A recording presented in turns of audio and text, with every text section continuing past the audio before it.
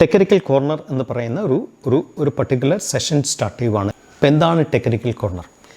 Technically advance ചെയ്ത സ്റ്റോക്കുകളെ കുറിച്ചുള്ള detail, എന്തുകൊണ്ട് അഡ്വാൻസ് ചെയ്തു, അതെന്ത് റിട്ടേൺ കൊടുത്തു, എങ്ങനെയാണ് വോളിയം റെസ്പോണ്ട് ചെയ്തത്, ഏതെങ്കിലും പാറ്റേൺ ബേസ്ഡ് ആണോ അഡ്വാൻസ് ചെയ്യുന്നുള്ളതിൻ്റെ ഒരു അവലോകനമാണ് നമ്മൾ ചെയ്യുന്നത്. നിങ്ങൾ എപ്പോഴും ശ്രദ്ധിക്കേണ്ട ഒരു കാര്യം, ഒരു സ്റ്റോക്ക് ബ്രേക്ക് ഔട്ട് കൊടുത്തുകൊണ്ട് പല രീതിയിൽ സ്റ്റോക്ക് റെസ്പോണ്ട് ചെയ്യാം. ബ്രേക്ക് ഔട്ട് കൊടുത്തിട്ട് കയറിപ്പോകാൻ പറ്റും, അല്ല ബ്രേക്ക് ഔട്ട് കൊടുത്തിട്ട് പുൾ ബാക്കിലേക്ക് തിരിച്ചു വരാം, അല്ല ബ്രേക്ക് ഔട്ട് കൊടുത്തിട്ട് ബ്രേക്ക് ഔട്ട് ഫെയിലുവറായിട്ട് തിരിച്ചു വരാൻ പറ്റും. ഒരു സ്റ്റോക്ക് നോർമലി ബ്രേക്ക് ഔട്ട് കൊടുത്താൽ രണ്ട് രീതിയിൽ റെസ്പോണ്ട് ചെയ്യാം. ഒന്ന്, പ്രൈസ് കറക്ഷൻ വരാം, ബ്രേക്ക് ഔട്ട് കൊടുത്തിട്ട് തിരിച്ചും പുൾ ബാക്ക് സോണിലേക്ക് വരാം, അല്ലെങ്കിൽ ടൈം കറക്ഷൻ വരാം. കാരണം ബ്രേക്ക് ഔട്ട് കൊടുത്തിട്ട് ഒരു കൺസോളിഡേഷൻ പോകാം. ഇതിനെ പറയുന്ന ടൈം കറക്ഷൻ. നമുക്ക് കൃത്യമായിട്ട് മനസ്സിലാക്കാൻ സാധിക്കും ഏതെല്ലാം ലെവലിലാണ് പ്രൈസ് കറക്ഷൻ ചെയ്യുന്നത്, ഏതെല്ലാം ലെവലിലാണ് ടൈം കറക്ഷൻ വരുന്നത്. അതിനെക്കുറിച്ച് നമുക്ക് ആധികാരികമായിട്ട് നമുക്ക് പഠിച്ചാൽ മനസ്സിലാക്കാൻ സാധിക്കും. ഇനി തിരിച്ച് സ്റ്റോക്ക് പുൾ ബാക്കിലേക്ക് വരുന്നു എന്ന് വെച്ച് ബ്രേക്ക് ഔട്ട് സോണിൽ തന്നെ പറയണമെന്നില്ല. പുൾ ബാക്ക് വേണമെങ്കിൽ അത് എന്താ പറയണ്ടേ, പ്രീവിയസ് സ്വിംഗ് ലോ വരെ പോകാനുള്ള സാധ്യത ഉണ്ട്. അതും അപ്പോഴും പുൾ ബാക്ക് വാലിഡാണ്. പ്രീവിയസ്ലി സ്വിംഗ് ലോയിനെ കട്ട് ചെയ്ത് താഴെ പോകുമ്പോൾ മാത്രമേ ഇൻവാലിഡ് ആവുന്നുള്ളൂ. അതുപോലെ തന്നെ പുൾ ബാക്ക് വരുമ്പോഴുള്ള അസസ്മെൻറ്റ് എന്തെല്ലാമാണ്, വോളിയം എങ്ങനെയാണ്, ക്ലോസിങ് എങ്ങനെയാണ്, റിജക്ഷൻ ക്യാൻഡിൽ എവിടെ വരുന്നത്, അല്ലെങ്കിൽ ഏതെങ്കിലും ഫിബോനച്ചി സോൺ വെച്ച് തിരിച്ചു കയറുന്നുണ്ടോ സ്റ്റോക്ക്, അതുപോലെ തന്നെ എവിടെയെങ്കിലും കോൺഫിഡൻസസ് ഡെവലപ്പ് ചെയ്യുന്നുണ്ടോ, വേണമെങ്കിൽ EMA 50 ആയിട്ട് കോൺഫിഡൻസ് ഡെവലപ്പ് ചെയ്യാം, അല്ലെങ്കിൽ EMA 20, അതുപോലെ തന്നെ എന്താ പറയണ്ടേ ഫിബോനച്ചിയും കൂടെ കോൺഫിഡൻസ് ഡെവലപ്പ് ചെയ്യാം, അല്ലെങ്കിൽ പിവറ്റ് പോയിൻറ്റും EMA 50 EMA 20 ആയിട്ട് കോൺഫിഡൻസ് ഡെവലപ്പ് ചെയ്യാൻ പറ്റും. There are different ways of analysing A stock. അപ്പോൾ നമ്മളൊരു സ്റ്റോക്ക് കണ്ടപാടെ നമ്മൾ സ്റ്റോക്കിനെ എന്താ പറയണ്ടേ പെട്ടെന്ന് നമ്മൾ എക്സ്പ്ലോർ ചെയ്യുന്നതല്ല കാര്യമുള്ളത്, നമ്മളതിനെ പഠിക്കുക എന്നുള്ള സങ്കല്പത്തിലാണ് ഞാൻ നിങ്ങൾക്ക് ഈ വീഡിയോസ് ഷെയർ ചെയ്യുന്നത്. This video is absolutely not a recommendation. ഞാൻ ഈ വീഡിയോയിൽ ബയ്യോ സെല്ലോ ടാർഗറ്റോ സ്റ്റോപ്പ് ലോസ് ഒന്നും ഷെയർ ചെയ്യുന്നില്ല. ആ സ്റ്റോക്കിൻ്റെ ടെക്നിക്കൽ അഡ്വാൻസ്മെൻറ്റ് എന്തുകൊണ്ട് സംഭവിച്ചു എന്നുള്ളതിനെക്കുറിച്ച് ആധികാരികമായിട്ടുള്ള ഒരു അസസ്മെൻറ്റ് മാത്രമേ ഷെയർ ചെയ്യുന്നുള്ളൂ. നിങ്ങളിതൊക്കെ പഠിക്കാനായിട്ട് വേണം, ഉപയോഗിക്കാനായിട്ട്. ഇങ്ങനത്തെ പഠനമാണ് നിങ്ങൾ ഒരു ബെറ്റർ ട്രേഡറായിട്ട്, ബെറ്റർ പ്രൊഫഷണലായിട്ട് നാളത്തേക്ക് മാറ്റുന്നത്. This video does not initiate any buy or sell recommendations. ഈ വീഡിയോ യാതൊരു വിധത്തിലുള്ള ബയ്യോ സെല്ലോ റെക്കമെൻഡ് ചെയ്യുന്നില്ല. ഓരോ ഫിഗറും ഓരോ ചാർട്ട്സും നിങ്ങൾ ക്ലോസ് ആയിട്ട് വാച്ച് ചെയ്ത് ഒബ്സർവ് ചെയ്ത് മനസ്സിലാക്കണം. ഈ വീഡിയോയിൽ ഞാൻ പുതിയ കൺസെപ്റ്റ് ഷെയർ ചെയ്യുന്നുണ്ട്. ഡബിൾ RSI യൂസേജ് എന്ന് പറയും. RSI 14ഉം RSI 9ഉം. അത് വെറുതെ രണ്ട് RSI സെപ്പറേറ്റ് ഇട്ടാൽ അത് കിട്ടില്ല. അത് പൈൻ എഡിറ്ററിൽ പോയിട്ട് നമ്മൾ കോഡ് ചെയ്യണം. എങ്കിൽ മാത്രമേ ഈ ഒരു ഇൻഡിക്കേറ്റർ നമുക്ക് ഡെവലപ്പ് ചെയ്യാൻ സാധിക്കത്തുള്ളൂ. ഇത് ട്രേഡിംഗ് വ്യൂവിൽ ഇല്ല. നമുക്ക് ഡെവലപ്പ് ചെയ്ത് നമ്മുടെ ഓൺ ഇൻഡിക്കേറ്ററായിട്ട് നമ്മൾ ചെയ്യേണ്ട കാര്യമാണ്. അതുപോലെ തന്നെ RSI 14ഉം 9ഉം നമ്മൾ ബ്ലൈൻഡായിട്ട് യൂസ് ചെയ്യാൻ പാടില്ല. It must be used in combo of price action only. Technical analysis video നിങ്ങൾ ഒരു കാരണവശാലും മൊബൈൽ വാച്ച് ചെയ്യലൊന്നും മനസ്സിലാകില്ല. നിങ്ങൾ ഇതിനെ ലാപ്ടോപ്പിലോ ഡെസ്ക്ടോപ്പിലോ ഒക്കെ പതുക്കെ കണ്ട് അതിനോടൊപ്പം തന്നെ വരച്ച് വേണം മനസ്സിലാക്കാനായിട്ട്. എന്താണ് സാപ്പ് എന്ന് പറയുന്ന പുതിയ സബ്സ്ക്രിപ്ഷൻ ചാനൽ ജനുവരി 1 മുതൽ സ്റ്റാർട്ട് ചെയ്യുന്നതാണ്.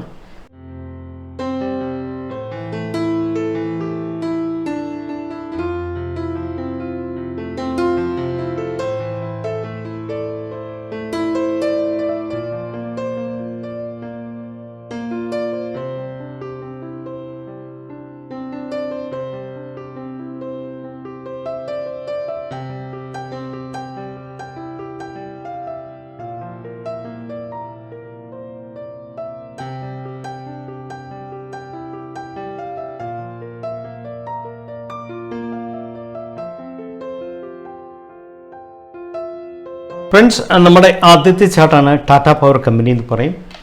ഡെയിലി ചാർട്ടാണുള്ളത്. ഇത് ക്യാൻഡിൽസ് ആണ്, ഇത് വോളിയമാണ്. ഇത് RSI 14 and 9 എംബഡഡ് ആണ്. ഇത് പൈൻ എഡിറ്ററിൽ പോയിട്ട് ഇതാണ് പൈൻ എഡിറ്ററിൽ പോയിട്ട് നമ്മൾ ആ സ്ട്രാറ്റജി നമ്മൾ വരച്ച് ആ സ്ട്രാറ്റജി നമ്മൾ എന്താ ചെയ്യേണ്ടത്, നമ്മൾ ഡെവലപ്പ് ചെയ്തെടുക്കുക ചെയ്യുന്നത്. ഇത് ടാറ്റ പവറിൻ്റെ ചാർട്ടാണ്, സിമ്പിൾ ചാർട്ടാണ്. ഇതിൻ്റെ അകത്ത് നമ്മൾ മനസ്സിലാക്കേണ്ട കാര്യം എന്താണ്, ഡെയിലി ചാർട്ടാണ്. നമ്മൾ താഴെ വന്നതിന് ശേഷം സ്റ്റോക്ക് ഈ ലെവലിൽ വന്നതിന് ശേഷം, ദാറ്റ് മീൻസ് 26 ഒക്ടോബറിൽ 234 ആയിരുന്നു. അത് ഇന്നലെ ക്ലോസ് ചെയ്തപ്പം 278 ആയി.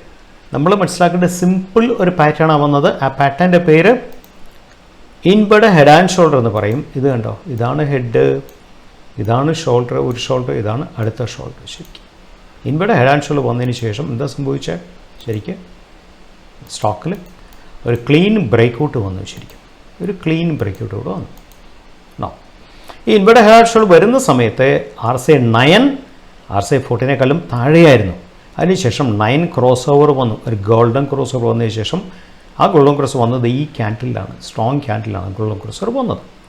അതിനുശേഷം ഒരൊറ്റ കയറ്റം കയറിപ്പോയി. ശരിക്കും നോക്കാം, ഈ ക്യാൻഡിൽ എത്രയാണ്? 254 ഇന്ന് സ്റ്റോക്ക് 278 വരെ പോയി. ശരിക്കും അപ്പോൾ ഹെഡ് ആൻഡ് ഷോൾഡർ പാറ്റേണിനൊപ്പം തന്നെ ഈ ഒരു പ്രൈസ് ആക്ഷൻ പാറ്റേണിനൊപ്പം തന്നെ വോളിയം സപ്പോർട്ട് ചെയ്തു, വോളിയത്തിനൊപ്പം തന്നെ മൊമെൻറ്റം സപ്പോർട്ട് ചെയ്തപ്പോൾ സ്റ്റോക്ക് കയറിപ്പോയി.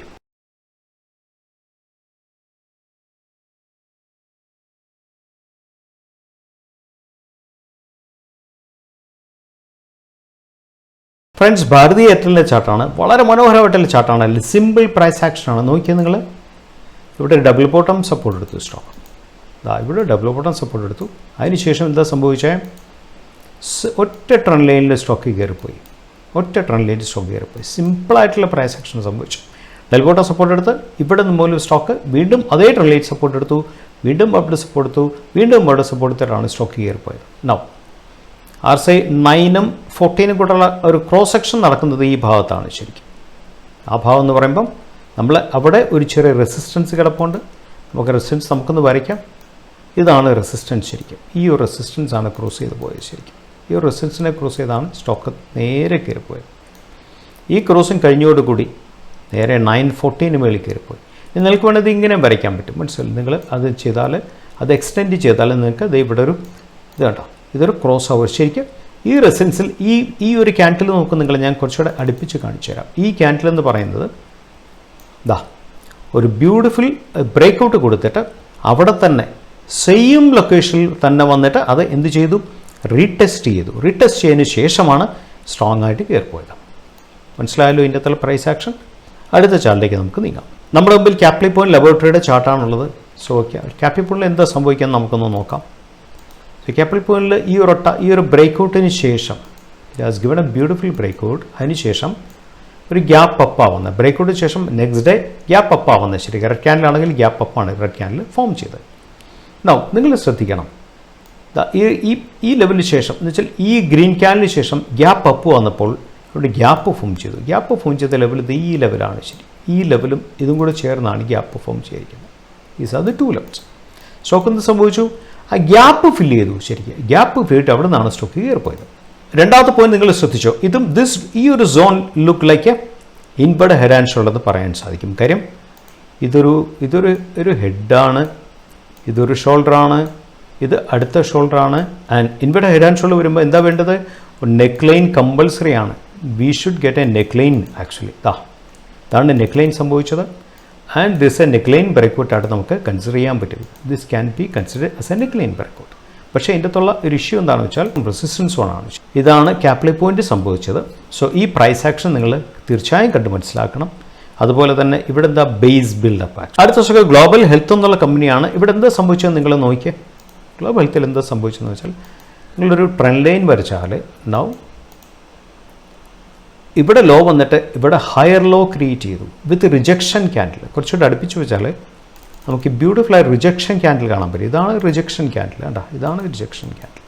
അതിനോടൊപ്പം തന്നെ നിങ്ങൾ ഇതിനോട് ചേർന്ന് ഒരു ട്രെൻഡ് ലൈൻ വരച്ചാൽ, ഓക്കെ, ഇതിനോട് ചേർന്ന് നിങ്ങളൊരു ട്രെൻഡ് ലൈൻ വരച്ച് നോക്കാം. നിങ്ങൾ ചേർന്ന് ഒരു ട്രെൻഡ് ലൈൻ വരച്ചു. എന്താ സംഭവിക്കുന്നത്? ഒരു റിജക്ഷൻ സംഭവിച്ചു ട്രെൻഡ് ലൈനിൽ, അടുത്ത റിജക്ഷൻ സംഭവിച്ചു, അടുത്ത റിജക്ഷൻ സംഭവിച്ചു, അടുത്ത റിജക്ഷൻ സംഭവിച്ചു. അവിടെ നിന്നാണ് കയറിപ്പോയത് സ്റ്റോക്ക്. എന്ന് വെച്ചാൽ ലോ എന്ന് പറയുന്ന കൺസെപ്റ്റ് ഇവിടെ ഹയറായി. ഈ ലോ സ്റ്റാർട്ട് ചെയ്താൽ ഇവിടെ നിന്ന് ഇവിടെ ഹയർ ലോ ആയി, വീണ്ടും ഹയർ ലോ ആയി, വീണ്ടും ഹയർ ലോ ആയി, വീണ്ടും ഹയർ ലോ ആയി, വീണ്ടും ഹയർ ലോ ആയി, വീണ്ടും ഹയർ ലോ ആയി, വീണ്ടും ഹയർ ലോ ആയി. അതാണ് പ്രൈസ് ആക്ഷൻ. ബ്യൂട്ടിഫുൾ പ്രൈസ് ആക്ഷനാണ് സംഭവിച്ചിരിക്കുന്നത്. ഈ ലെവലിൽ നിങ്ങൾ നോക്കാവുന്ന നേരത്ത് എന്താ സംഭവിച്ചതെന്ന് വെച്ചാൽ ഈ ലെവൽ ശരിക്കും. സോ ഈ ലെവലിൽ എന്താ സംഭവിച്ചതെന്ന് വെച്ചാൽ സ്റ്റോക്ക് ഇവിടെ ഹിറ്റായി, സ്റ്റോക്ക് നേരെ താഴെ വന്നു. ഇവിടെ താഴെപ്പെട്ട് മേളിൽ വന്നിട്ട് ഇവിടെ സപ്പോർട്ട് എടുത്തിട്ടാണ് കൊച്ചു വിക്ക് ഫോം ചെയ്തത്. അത് ബയർ പ്രസൻസിനെ കാണിച്ചു. പക്ഷേ എന്ത് സംഭവിച്ചു? അതിന് നെക്സ്റ്റ് ഡേ വീണ്ടും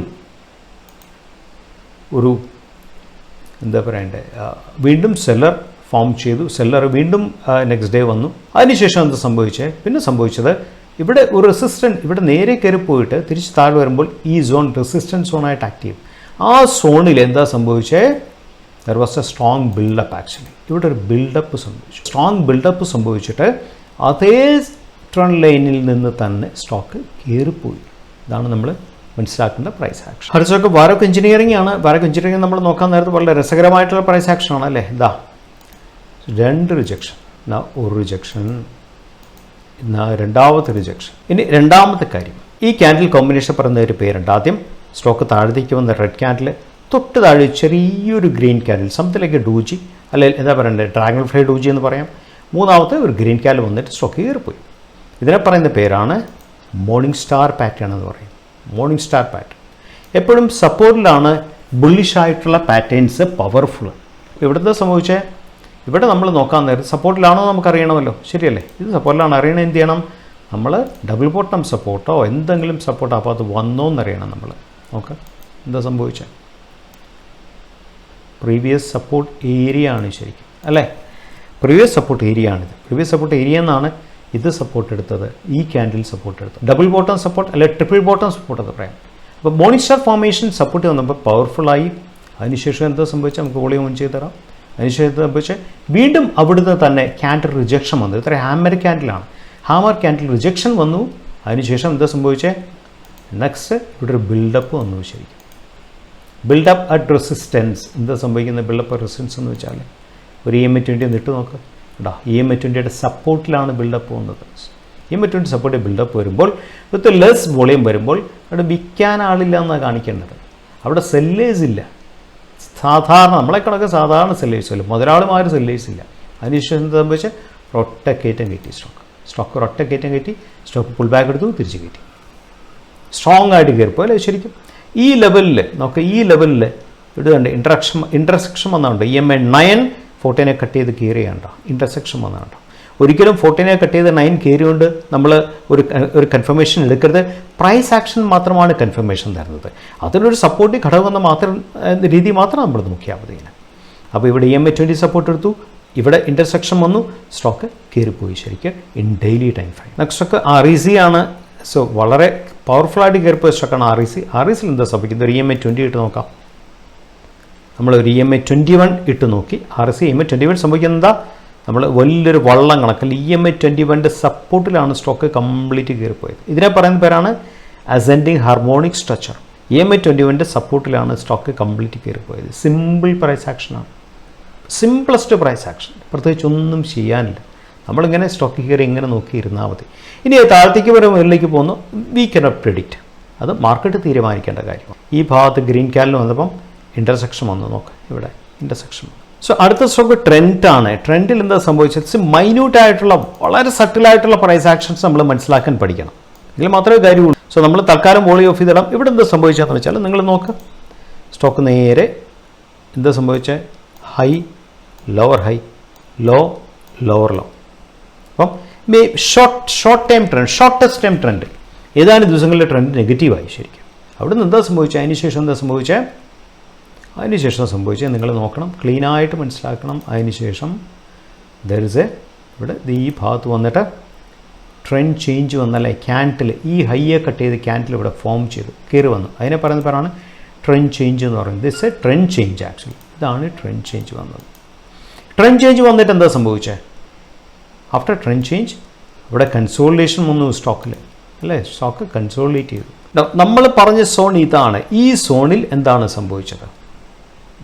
വളരെ സട്ടിൽ പ്രൈസ് ആക്ഷനാണ് ഈ സോണിൽ സംഭവിച്ചത്. എന്താണെന്ന് വെച്ചാൽ ഈ ലെവൽ കട്ട് ചെയ്താണ് കയറിപ്പോയിട്ട് ഈ ക്യാൻഡിൽ താഴെ റിജക്ഷൻ വന്നു, അതിൻ്റെ നെക്സ്റ്റ് ക്യാൻഡിൽ റിജക്ഷൻ വന്നു, അടുത്ത ക്യാൻഡിൽ ക്ലോസ് ചെയ്തിരിക്കുന്നത് എന്ന് വെച്ചാൽ ആ ക്യാൻഡിലെ ക്ലോസ് ചെയ്തിരിക്കുന്നത് ഈ ഒരു റെസിസ്റ്റൻസിൻ്റെ മുകളിലാണ്.